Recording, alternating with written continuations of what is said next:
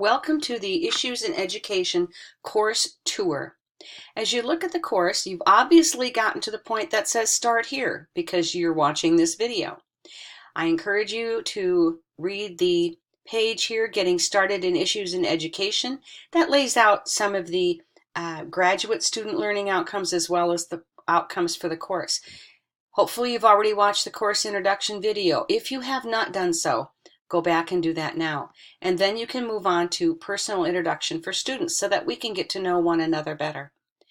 Important pieces to this course that you will want to be very familiar with are the Issues in Education important course information, the assignment descriptions and rubrics. Now I'm going to click on this so that you can see the contents of this folder. In this folder, all of the assignments are listed with the directions and descriptions of the assignment, which clearly tell you what components are expected and any other guidelines that you'll need for completing that assignment. You'll also want to be very familiar with the rubric for each assignment, because then you'll know how you're going to be graded and what components should be present in that assignment. Scrolling down, you'll see other options. The Research and Writing Tools is an important folder that will give you information to help you write the kind of scholarly writing that's expected in this course, and also tips for doing research. Then, if you move down here, you'll see the Issues in Education Fall Assignment Schedule. By clicking on that and then the download, you will see all of the assignments week by week that we'll be doing in the course. And so that's an important thing for you to take a look at and be familiar with there. Then as we move back, hopefully, here we go, we can get back to the course. Here, there are some important pieces on the side. Latest news. You're going to find weekly newsletters in this course. They will be posted in 2 or 3 different ways. The latest news, when you see a new topic there, that will be your first weekly newsletter, for example. Every other weekly newsletter will be recorded there as well. You'll get the weekly newsletter as an email, and you'll see it in the professor's forum. So one way or another, be sure you read those weekly newsletters. They're very important. Each section of the course is in a module. So the course is designed around the different modules. Each module has a particular title or theme that tells you the topics that we're going to be talking about. The first module, Addressing the Issues, Building a Framework for Thinking and Reasoning, really gets you familiar with the kind of critical thinking and dialectic thinking that are required in this course. There are videos in each course, a module overview. Every module has an overview. Let's go down to Module 2, Subject, Whose Interests Should Schools Serve? What Should Be Taught? You'll see the topics in each module, and then click on the module overview and outcomes. And this gets you to the overview of the entire module, tells you what it is we're going to be studying, why we're going to be studying it, how it fits into the overall course student outcomes, as well as the design for the course. Then you'll see the module outcomes so that you know that by the end of that module, you will know what you'll be able to do.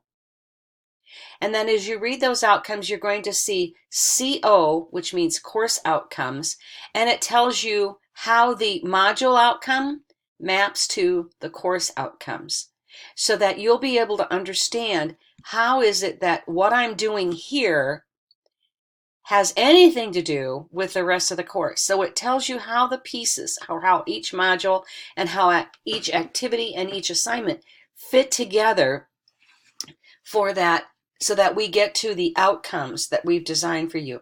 Remember in that opening video, we talked about the difference between standards and outcomes. And again, this course is concerned with outcomes. So each module is related to all the other modules. Each topic that you're going to be looking at relates to all the other topics in the course. So it's not that each module is discrete and different. It isn't.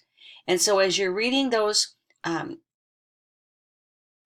required readings from the text and the other supplemental readings, think about them as all as related. How do the readings from Module 2 relate to the readings from Module 3? Not just how they relate to the readings in each separate module. You'll see the assignments here. For example, this is a journal assignment. This is the forum assignment. You'll see the icons there. And this would be a journal assignment as well. If you scroll down to Module 3, you'll see another assignment. The assignments look like this. When you click on that, you'll see the description of the assignment again, and the rubric will be there. Here's the assignment, and then you will submit your assignment with this link. So it guides you through submitting all the assignments.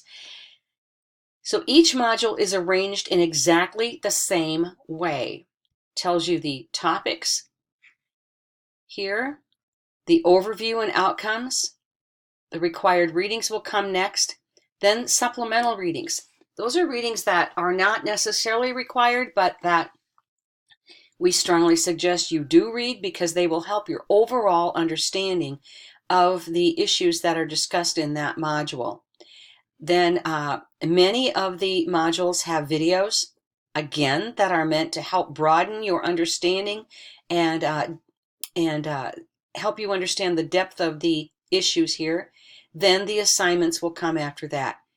There are 2 review and analysis papers that are written in this course. The first one comes in Module 5. To get you ready to do the writing in this course, the Mackay text is extremely important because it will help you build the skills for searching the literature, surveying the literature, developing tools for argumentation, developing a discovery argument, and then finally writing the actual literature review. And the quizzes are all related to that Mackay text.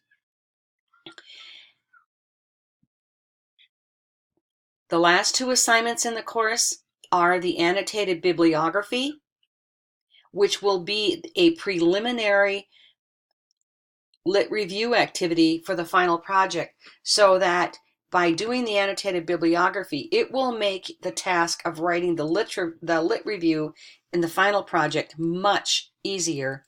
And then the course ends with a final project, which is the addressing and responding to a relevant issue. So I hope that by now, when you see how the course is designed, you'll understand that it's a simple navigation.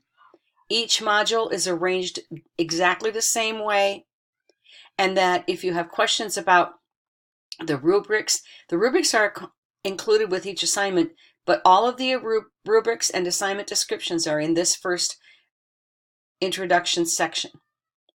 Now that you have finished this course tour, go back and do your personal introductions, and then start working on Module 1. We wish you the best of luck and much success in this course.